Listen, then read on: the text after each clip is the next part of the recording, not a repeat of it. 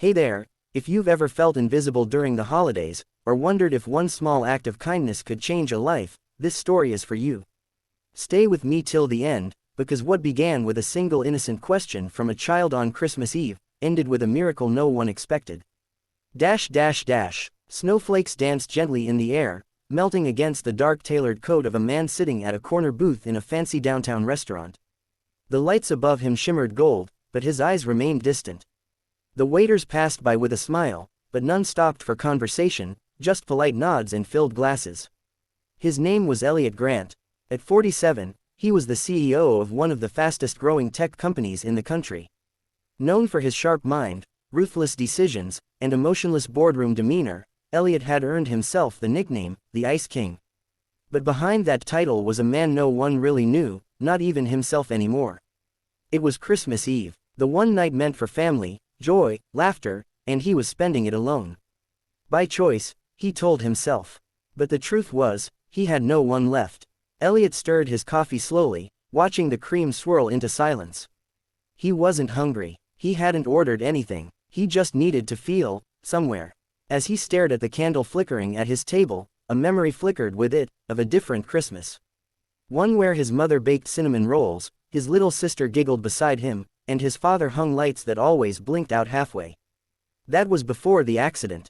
Before the lawsuits. Before the inheritance, and the endless corporate ladder that had replaced people with power. He never meant to end up alone. He just didn't know how not to. Suddenly, a soft voice interrupted the silence.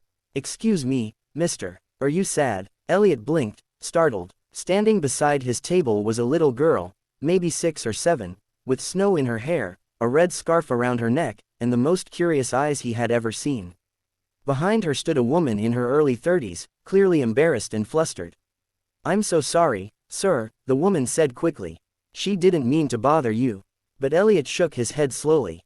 "It's okay." He looked at the girl, his voice softer than he expected. "What makes you think I'm sad?" The girl shrugged with all the wisdom of someone who hadn't yet learned to lie. "Because you're all alone, and it's Christmas." That answer hit deeper than he was ready for. The woman bent down. "Lila, come on now, let the man enjoy his evening." But the little girl didn't move. She looked up at Elliot with sincere eyes and asked, "Do you want to have dinner with us?" It was such a simple question. But it shattered him. Elliot's lips parted, but no words came. It had been so long since anyone invited him, genuinely invited him, to anything, without expecting a deal, a favor, or a statement to the press. The woman blushed. "We don't have much, but we brought some food from home. We're just waiting for the bus outside. We usually have a little Christmas picnic since, well, it's our thing." She smiled apologetically, as if their modest celebration was something to be ashamed of. But to Elliot, it felt more real than any Christmas party he had thrown with champagne and forced smiles. He looked at the girl again. "What's your name?" he asked. "I'm Lila, and that's my mommy. Her name's Ellie too, like yours." That made him chuckle. "Mine's Elliot." "See," she giggled. "I told you he didn't look mean." He raised an eyebrow. "You thought I looked mean?" She nodded seriously. "At first, but only because you looked sad. Sad people sometimes look mean." Her honesty cut deeper than a business deal gone wrong. It cut to the part of him he'd buried for years, the part that once believed in magic, in love, in family. Elliot hesitated. "I'd be honored to join you. If that's okay." Lila beamed and clapped her mittened hands. "Yay, come on, we have peanut butter sandwiches and hot cocoa." Before he could fully grasp what he was doing, Elliot stood up, took his coat, and followed them outside. The sidewalk was covered in slush. They walked to a small wooden bench near the bus stop, under a flickering street lamp. The mom, Ellie, laid out a small blanket and began unpacking a tin box with neatly wrapped sandwiches, 2 thermoses, and a tiny LED candle that flickered with hope. Elliot sat beside them, awkward at first, but then, strangely comfortable. Lila poured cocoa into paper cups and handed one to him with the kind of ceremony only a child could master. "This cup has snowflakes. You get the good one." "Thank you," he smiled. Ellie offered him a sandwich. "It's simple, but made with love." He took a bite. It tasted like his childhood. They sat under the stars, talking about small things, how Lila wanted to be an artist, how Ellie worked 2 jobs to make ends meet, and how every year they did a Christmas Eve bus stop dinner to honor Lila's dad, who used to volunteer nearby before he passed away from cancer. Elliot listened more than he had in years. And when Lila asked if he had any kids, something cracked in him. No, he said softly. I had a fiancé. Once. But I ruined that. Lila frowned. Did you say sorry? I didn't know how. She tilted her head. You still can. It's never too late. That's what Mommy says. Elliot looked at Ellie. She smiled faintly, sipping her cocoa. She's right. Forgiveness isn't about being perfect. It's about choosing love anyway. He swallowed hard. This wasn't a business strategy. This was life, raw, real, human. They talked until their bus arrived. Well, Ellie stood up, brushing snow off her coat. Thank you for joining us. You really made her night. Elliot stood too. No, thank you. I think you saved mine. Lila hugged him tightly. Merry Christmas, Mr. Elliot. He bent down, hugging her back. Something warm bloomed in his chest. Something forgotten. Hope. As they boarded the bus, he waved, then stood in the cold silence. But this time, he didn't feel alone. And that was only the beginning. If you thought this was touching, wait till you see what happens next. Because the very next day, Christmas morning, Elliot made a decision that would change all of their lives. So don't go anywhere. Chapter 2 is about to unfold, and trust me, it's going to melt your heart. Right finger if this story moved you even a little. Please like this video and subscribe to the channel. Your support helps us keep telling stories that matter. If you stayed with us through chapter 1, you already know something magical happened last night. A simple sandwich shared on a bench, a little girl's question, and a lonely man who rediscovered something he thought he had lost forever. But now, something even bigger is about to unfold. Because what Elliot did the very next morning, no one saw it coming, not even himself.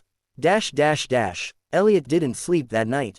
Not because of stress, or emails, or profit margins. But because something inside him refused to go quiet. That little girl's voice echoed in his heart like a bell. Do you want to have dinner with us? He replayed every moment. The cocoa, the laughter, the way Lila's tiny hand fit into his when she hugged him goodbye. The way her mother looked at her with quiet strength. The kind of strength Elliot had never learned to have. He looked around his penthouse. Marble floors, towering windows, untouched fireplace. Cold, silent, loveless. He could have anything. Anything except what mattered. So at 6:17 a.m. on Christmas morning, while the world still slumbered, Elliot made a decision. One not fueled by strategy or status, but by heart. He grabbed his coat, keys, and a notepad. He didn't know where they lived. But he remembered the bus route. He remembered Lila's mention of the community shelter where her dad once volunteered. That's where he started. The shelter was quiet when he arrived. A single volunteer was unlocking the doors, surprised to see a man in a $1,000 coat holding 2 boxes of pastries and a thermos of coffee. Can I help you? The volunteer asked. I'm looking for someone, a woman and her daughter. The little girl's name is Lila. They were here last night, waiting at the bus stop near here. The volunteer smiled. Ah, you must be the gentleman she wouldn't stop talking about. Elliot blinked. She talked about me. The man nodded, said she met a lonely prince in disguise. For the first time in years, Elliot chuckled. He was given directions, a small apartment complex 2 blocks away, subsidized housing. He bought a few more gifts on the way, unsure if it was too much, too fast, but he couldn't show up empty-handed. The door creaked open slowly when he knocked. Mr. Elliot. Ellie blinked, surprised, still in pajamas. I'm sorry to drop in so early. I had to see you both again. Is Lila awake? A squeal from behind the door answered his question. You came back. Lila ran forward, hugging his leg. Elliot knelt down, overwhelmed. I brought cocoa. The real kind this time, with marshmallows. Lila clapped. You're the best. Ellie, unsure, stepped aside. Would you like to come in? The apartment was tiny. Worn sofa, cracked tiles, pictures drawn in crayon taped to the fridge. But it radiated warmth, something Elliot's mansion never had. I hope I'm not intruding, he said, setting the bag down. Of course not, Ellie replied. Honestly, we didn't think we'd see you again. I wasn't sure I'd see me again either. She looked at him, curious. Elliot cleared his throat. Last night, something changed. I know we just met, and this might sound insane, but I've spent most of my life surrounded by wealth, success, and nothing felt as real as what I shared with you two on that bench. Ellie softened. We're nothing special. That's where you're wrong. He reached into his coat and pulled out a paper. I'd like to offer you a job. Not out of pity, but because of seeing your strength. You hold more together with a smile and peanut butter sandwiches than most executives I've hired with six-figure degrees.